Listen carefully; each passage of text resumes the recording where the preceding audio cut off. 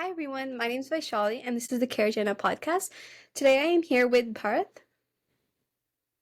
Hi, everyone. Hi, Vishali.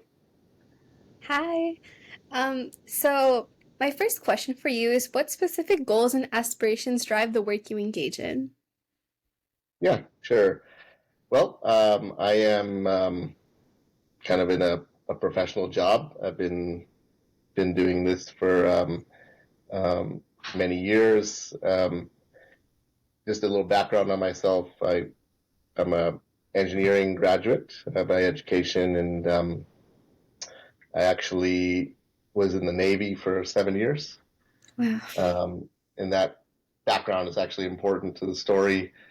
I went to the U.S. Naval Academy, so I had a, a somewhat abnormal background compared to other people in my, let's say, peer groups. Okay, like an Indian American going to the Navy is a little bit abnormal, but that was my choice. So yeah, I went to the Naval Academy, which is a really hard school, and I got an engineering degree, and I served on a on an attack submarine for 7 years at sea. All right, and I was in two conflicts, the Persian Gulf conflict and then the Bosnia conflict. So I did that, and that actually set me up for my next career. So I left the Navy and I joined a technology company here in the Bay Area. And so what do I do? I am in management. Okay, so I'm a vice president and I run a business. I run a portion of the company. That's my job, right? And um, yeah, I uh, my background is really important to getting here, but my purpose really is, and what drives me is, uh, it's really just success. Okay, meaning success is a general term, but success for me means that I'm contributing to the company. I am meeting my targets and getting compensated for it, and I'm taking care of my family. And Yeah. that's mainly what I do. It's quite simple. So, Yeah. Thank you yeah. for your service. That seems like a really incredible story. And especially, I guess, like growing up, were you always into joining the Navy? Or was it like, oh, No, no, no, no. Um, I wanted to be a doctor oh, at some point, which is very typical. My dad was an engineer, so I also wanted to be an engineer at some point too. yeah. Um, just like many Indian kids, I was really good at math and science. Yeah. Um, and I started reading a lot of history books in high school, especially war stories. And somehow I got into this groove where I got interested in the military. And something sparked something inside of me where I said, I don't want to just get an engineering degree or become a doctor. I want to do something else. I want Mhm. to, I want to join the Navy. You know, yeah, it's just one of these things. It got in my head. I couldn't get it out, and nothing would have stopped me. I did everything possible to get into the Naval Academy and become a Wow. naval officer. Yeah, so, Thank you. yeah, yeah, I guess, moving on to the next question, since you already mentioned a little bit, what inspired your involvement in the work and especially, transferring your entire career from being in the yeah, Navy to management engineering? yeah. It's a good question. Yeah, some people make a Navy a career. Certainly, the country spent a lot of money on me. Actually, it cost $1 million to train a naval officer at the Naval Wow. Academy. So they spent a lot of money on me, but they got a lot out of me. I gave them 7 years, and at the end of that, um, yeah, I was kind of done. It's not an easy life. It's a really hard life, and I just wasn't willing at that time to give my entire kind of career to the Navy. I just had gratitude for what I've learned, what they gave me, how well I was trained, And at that time, I was allowed to leave without any, I could retire basically. So, um, yeah, and I always inspired to now just leave and then get into the corporate environment and start a career. And um, I my friend had come here to Silicon Valley, got a good job. He was also in the Navy, and I kind of followed him. He gave me some advice, and I joined a tech company here. Yeah, so that's kind of how. Yeah, and the aspiration, like the hey, what's the motivation? Yeah, it's all about career. It's at that time in your life, you're thinking, hey, I want to be successful, and success comes in many forms, but mainly it comes in the form of compensation. Okay, and yeah, that's kind of the driver at that age, and yeah, you really just utilize all your training and everything that you learn to keep moving up the corporate ladder, and that's exactly what I did. Yeah. So I think like another big question that comes across people's minds is kind of like what really defines success? Like, is it yeah, always just money or like fame, or is it can also be like, as you mentioned, like, climbing up the corporate ladder, like you're just gaining more experience, more connections, more, I yeah, guess, industry. So, what would you define success as? yeah. I would define success as being happy in your job, quite simply, and that really means that you work with a team that is not only productive, but they um, they give you joy, meaning you look forward to meeting your team members, working with them, solving problems. You look forward to travel. Like I have to travel a lot internationally, and those are long trips away from family. And what's the motivation? Well, believe it or not, sometimes I get homesick the opposite way. I'll go travel to Asia, to Mhm. China, visit some factories, and I'll get homesick. I'll like, hey, I miss those guys. Mhm. You know, it's a real tight bond we have, and also it's a team that likes to win. We pride ourselves in being winners, and there's some kind of similarities to sports. Like I played a lot of sports when I was younger, so that attitude comes out there where you drive the team to win, and when you win, everybody gets rewarded actually, and you celebrate that success, right? So that actually keeps me motivated. It's not just the money. It's actually a lot of companies have offered me more money to leave, and I don't Mhm. go. Okay, I stay here because I like it. And I usually tell them I'm never going to leave. Like there's no reason for me to leave, meaning, so the company is taking care of me. I'm taking care of the people that work for me. We all I mean, we all operate really well as a team, and that's the key.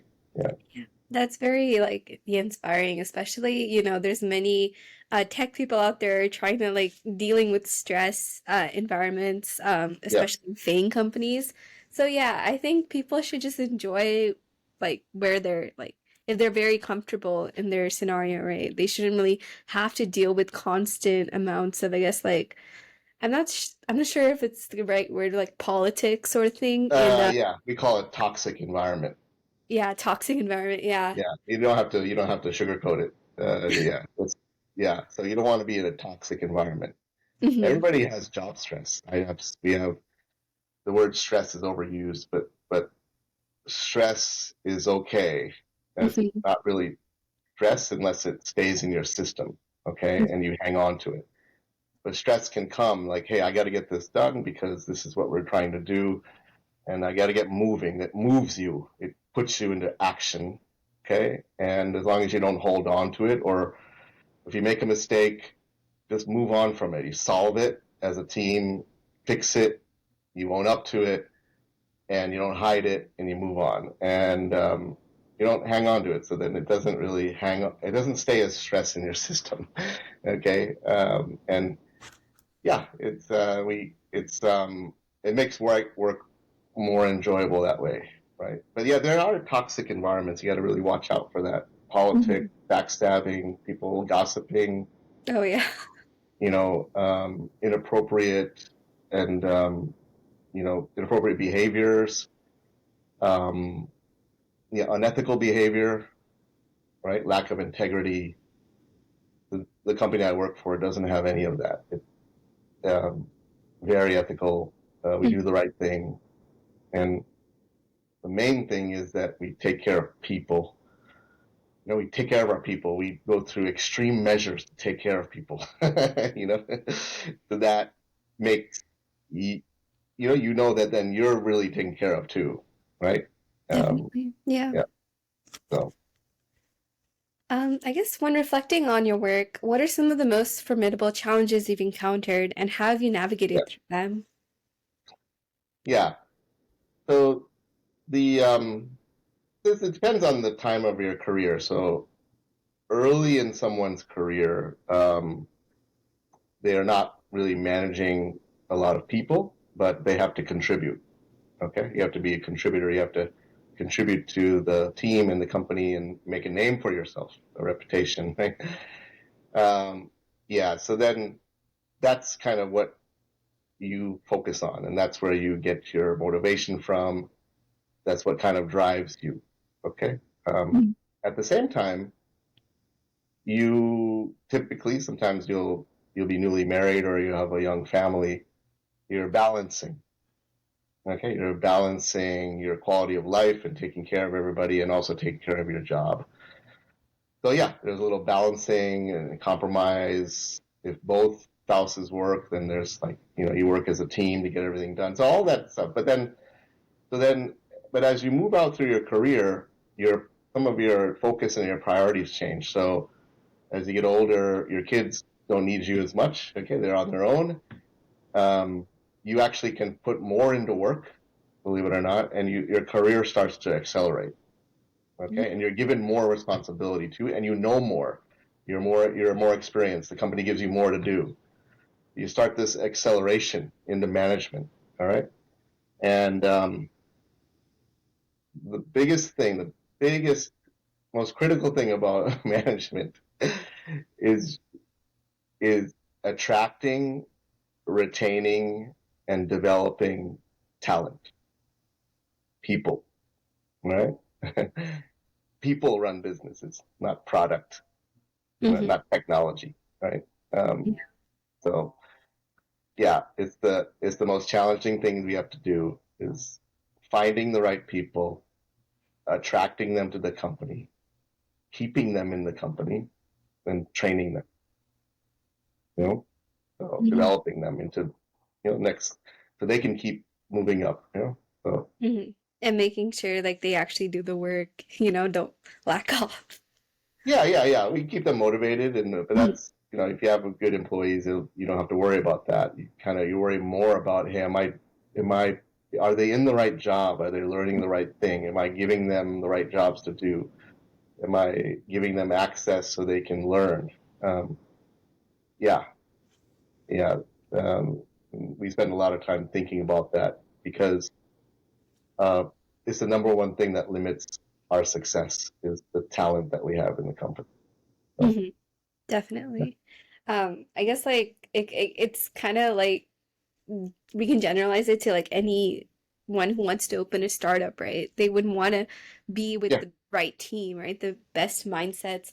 So I guess would you want to uh, share your insights about like peer influence and maybe like something about like how, to run a team you would need how to become the right leader, I guess. Yeah, yeah. Well, just like anything else, leadership comes with practice. Hmm. And the interesting thing about my background is the one very good thing about being in the Navy was that being an officer in the Navy, you're given a tremendous amount of responsibility and accountability very early in life. Okay, so at 22 years old, we were operating billions of dollars worth of equipment going into very dangerous places in the world. And you were responsible for the safety of your people, right? If we make mistakes, people die, right? You don't come Definitely. back, all right? And so that molds you a bit, okay? At an early age, you really have to learn how to lead people, okay? And what leading people really means is you take care of them, all right? And you motivate them. And if you are really a leader, they will do anything for you. Definitely. Okay? We call that fellowship. It's a weird word. People follow you. You walk into a room and you start saying things. People are quiet. They listen to you and they do what you say. They follow you. They trust you. You have enough credibility.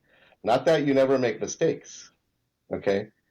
But it's an interesting term. It's a very critical um, kind of a milestone that we use to see if a person is ready. Yeah, Hey, definitely. Kelly, can you still hear me? Yeah, I think I Yeah. lost the camera. Oh, Wi-Fi? Okay. Yeah, I can hear you.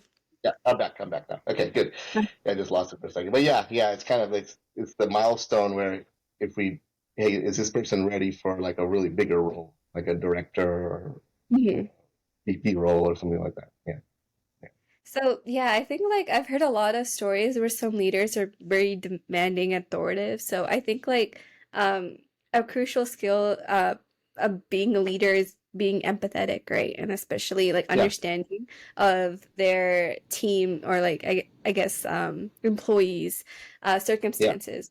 So, would you want to reflect on that? Like empathy? Yeah. There's lots of aspects of leadership. Like I said, yeah, there's collaboration, listening. Mhm. You have to really learn to listen as a leader, not just listen, but to hear. Hmm. Okay, listen with intent, uh, not at the surface level, right? And yeah, empathy is part of that. It's all kind of part of that same scheme, right?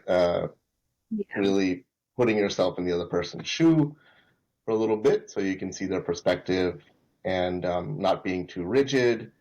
But then all of those kind of soft skills are also good, but then you also have to show um, courage and we call it command presence.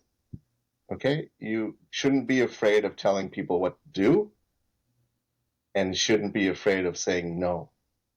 Hmm. Yeah? But communicating that in the right way with respect um, is takes time. Takes people sometimes more time than others. Some people are natural leaders, we call it. They can do that Yeah. very naturally. Yeah. So yeah, and I think the other one is another really important soft skill is really connection. Okay, so building a true connection to the people that you work with, your peers, people that work for you, people that work above you. Okay, a real connection, meaning you find a common ground and you connect with them on a personal level uh, where you kind of bond. All right, Hmm. and create this trust between the two, and that can be really effective. You can get a lot done Yeah. when you do that. It can come in different forms. It can be simply you can connect with somebody at dinner, Yeah. okay, socially, okay, or during team building. Um, Sometimes you connect with people when you're going through a very difficult situation, okay, because the whole team is in distress and you're trying to get out of it together. So that Yeah. creates lasting bonds, right? So yeah. Yeah, so connections are really important. So you know that your team trusts you and won't really, hate you, I guess. Yeah, yeah. Uh, That's the other thing. They have to trust you. Like you have to be competent, right? So you mhm. can't be incompetent. You have to know what you're doing. Like, let's say you're running a software development team, but you don't know how to program, Oh, yes. or you're a bad programmer, meaning you kind of faked it and you're not really good. You don't have the really deeper technical knowledge. Yeah, you will lose respect very quickly, Hmm. right? So, yeah, competency and skill is important too. You don't have to be the best, but you better know what you're doing. right? Definitely. Yeah. Yeah. What novel approaches has your work embraced to confront complex issues or adversities? Yeah. Yeah. I work for kind of a bit of a conservative company, so I wouldn't say we're kind of in the forefront of like those things where they use a lot of different methods. We kind of are a follower, I would say.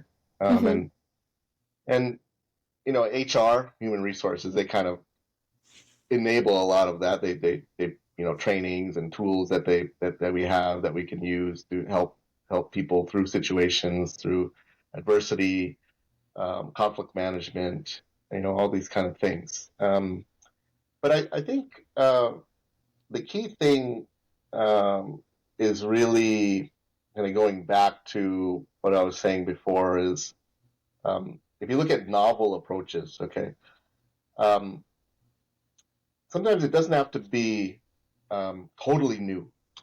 Okay. For example, we don't have meetings on Friday. Oh, that's good. Okay. Now, we also have the reputation of being a business unit. We are a business unit within a bigger company. Okay. Hmm. And it's a team. And we have a reputation of driving people immensely hard. Okay. Meaning we drive them, they, a lot of conference calls, a lot of meetings, travel and drive for results, and just relentless, like every cent counts and we don't let anything go, but we don't allow meetings on Friday, you Wow. know? That's good. Yeah. So yeah, it's opposite things are happening at the same time, right? So sometimes they call it like a work hard, play hard is a term that's used too. Okay. Hmm. So you have to have time to decompress, relax. Okay. But during the time that you are working and drive hard, but then, so that's a kind of like a different, like, hey, yeah, we don't, no meetings on Friday. Like I'm, somebody schedules a meeting on Friday. I say, hey, move it to next week. You know, I'll just decline it. So yeah, move it to next week. Right. Yeah. So yeah, there's lots of things that, I'm talking about, real things that I try to put reality into it. But yeah, now you get all kinds of novel approaches like that. I've heard stories of like meetings where they one company canceled all the meetings in Outlook. You know, Oh, they, every meeting was canceled because people are spending too much time oh yeah. meeting after meeting. But then nobody gets any work done, Yeah, right? I've heard like people have meetings at like late night, like You 2 have to have a.m. a meeting. You have a meeting, late night, 10 p.m. How productive are you going to be at 10 Yeah, p.m., 11 p.m.? How productive are you going to be when you have a meeting during dinner time, definitely. Yeah. right? You got to be cognizant of where people are. We're a global organization. We have people in Europe, Asia, and the U.S. Hmm. So you set up a meeting in the morning in Pacific time, it's 11 o'clock at night in China. Hmm. That's not fair, Yeah. right? So novel approaches, yeah, you have to watch out for those things. Yeah, 30-minute meetings max, Definitely. Yeah. right? 1 hour. You're gonna be in the conference call for 1 hour. You lost everybody in 20 minutes, really. Yeah. Okay, that's what happens on remote meetings. Face to face is a little bit different. Okay, yeah. So I shared a couple of things that we do. Oh So, yeah. It's very nice. Yeah, and I'm sure your employees enjoy that probably. Yeah, I would really enjoy that if school did that, honestly. They have the Fridays off. yeah. Now maybe school is a little different. Yeah. School, you're under a time crunch, right? You have to get through a certain amount of material in a certain amount of years and days and Oh, months. Yeah. I guess, So yeah, drawing from your own journey, what invaluable insights or pearls of wisdom would you impart to individuals embarking on, management, leadership, business? yeah, I would say you know,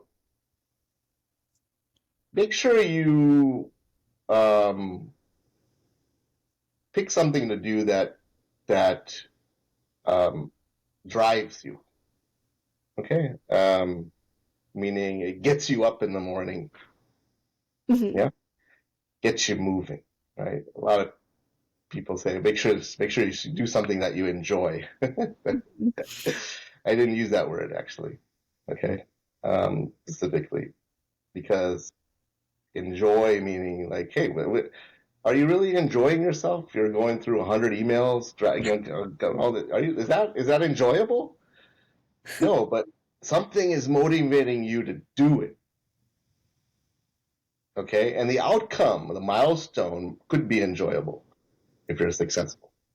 Okay, but yeah, something is getting you out of bed and you're moving at a pace that is above and beyond. Okay, you're not mediocre. Yeah, that's what you want to do, whether it's being a doctor, a lawyer, an engineer. You want to be in a trade like a electrician, a plumber, auto mechanic. All those are really good fields to be. Even banking, investment banking. Yeah, something gets you out of bed. You go every Yeah. day, right? And yeah, so that just make sure you find an area, and you don't have to solve everything in the beginning. Like some people get Hmm. caught up in their degree. Believe it or not, when we hire somebody, we don't really look at the degree in a lot of cases. In Oh, certain levels, we look at where they just came from, their last one or two jobs, three jobs maybe. What do they do? Who do they work for? Right? The degree and what they studied sometimes might come up depending on the role. Like, if it's an R&D job, engineering job, of course you want to know that way. Where do you go to school? Okay. All right. But yeah, less and less as you move up the ladder, the degree matters less and less. You don't have to get caught up in exactly what you studied. You're going to learn everything when you get to the job. Right? And that goes for a lot of things. And yeah, I mean, the last thing I think just, you be ethical, have integrity, and make sure that you build a good reputation for yourself, hmm. right? Do positive things where people remember you for what you've done. You've done it the right way. Yeah. Hmm. And you delivered. Okay. Yeah. You got to deliver. Right. Yeah, I think like as for me, I'm like 17 and I recently just started my nonprofit and doing these podcast series. Yeah. I mean, I'm not sure if it's gonna be part of my career. Like I want to be a pre-med student, but I just did this in my free time because I feel like I get to network with a lot of people and I think doing these podcasts they might help someone someday, They just scroll across YouTube and find this video. So, yeah, for anyone listening to this, just keep it up and never like, hesitate by asking anyone, who's already in that industry or just like anyone who has more experience because they might give you advice, which will save you a lot of time. Yeah. No, you're doing the right thing. It's good to be well rounded. It's good to do something other than what your path is. Like you want to be an MD or neurosurgeon. That's a long road. It's an Yeah. arduous road, and it can't be what defines you. You have to have other things that keep you balanced, and this is a good one. Keep doing it. Mhm. Thank you. Don't question yourself. Yeah. It's your intuition that you want to do it, and you can do it, and it's the right thing to do. That's it. You just do it, Yeah. right? Yeah, honestly, my main goal is, like advocating for like mental health in youth. Mm-hmm. But yeah, I'm not sure about like my like later on career about neurosurgery, but that's just been a dream. But yeah, Yeah, I just want to help yeah. people. No, that's good. Mental health's a big issue, even at work, in work environment. We companies are kind of addressing mental health issues more mainstream. We Mm-hmm. have a lot of tools available to us and support available to us when we need to.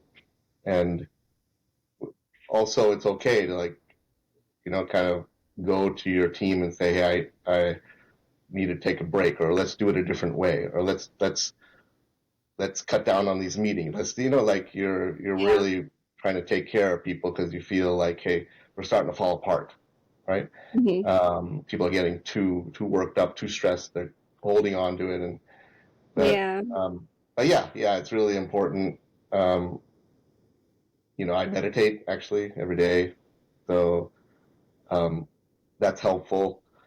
And I also have taught and I've led meditations in my company. In fact, people ask me all the time. I could be traveling somewhere and say, "Hey, when are you going to do that meditation again?" They love Oh it. yeah. Absolutely Yeah. love it. It just blows their mind. Like, wow, I've never been Yeah. that relaxed ever.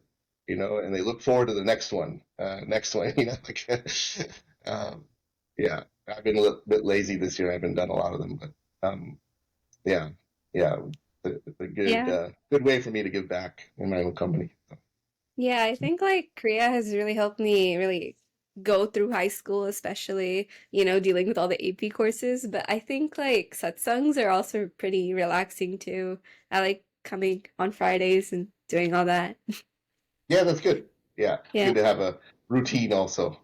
Take care Mhm. of the spiritual side or mental health side, and yeah, good, good, good. It's good spending time with you on your podcast. Yeah. Thank you. Yep.